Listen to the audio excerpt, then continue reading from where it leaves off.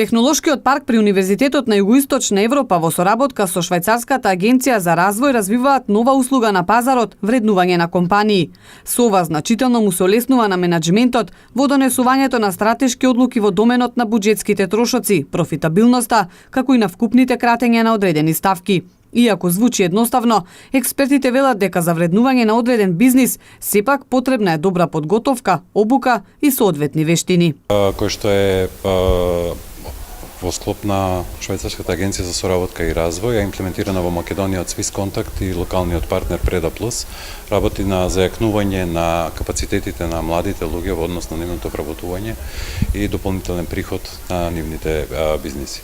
Секторот креативни индустрии најде партнер во Сеутек паркот Тетово, кој што ќе имплементира за прв пат во Македонија вреднување на бизнисите врз база на нивните не само асети, туку и еквити, кој што ќе им помогне понатака за нивно преговарање со потенцијални инвеститори, како и продавање на нивните бизниси и продавање на нивните услуги и производи кои што ги имаат развиени.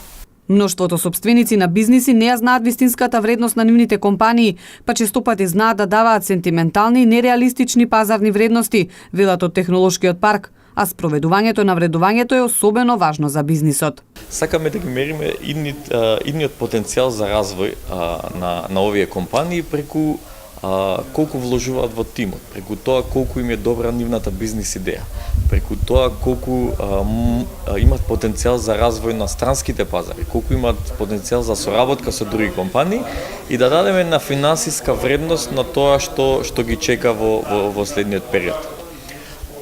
Компаниите вреднувањето го прават мотивирани се од 4 главни причини. Првата е собирање на капитал, односно кога компаниите сакаат да некој да инвестира во нивниот бизнис, во нивниот продукт или во нивните услуги. Тогаш викаат, окей, ова е вредноста која што ние имаме или ние потенцијално ја имаме на пазарот и сакаме да собереме дополнителни средства кои што ги влозиме во бизнисот во иднина. Втората вредност е мотивирање на менаџментот.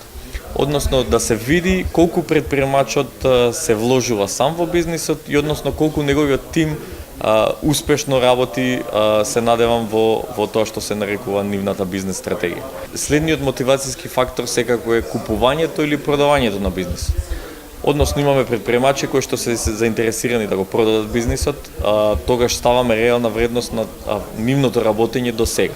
Односно ставаме параметри кои што викаме дека да, бизнисот до сега се развива вака и вака и има пазарна вредност од толку и толку, да речам, денари или евро. Тоа би го олеснало процесот на преговарање околу купувањето и продажбата. Оваа услуга за првпат се воведува кај нас и се очекува многу компании да искористат. Оти светските искуства се позитивни и даваат одлични резултати за самите компании.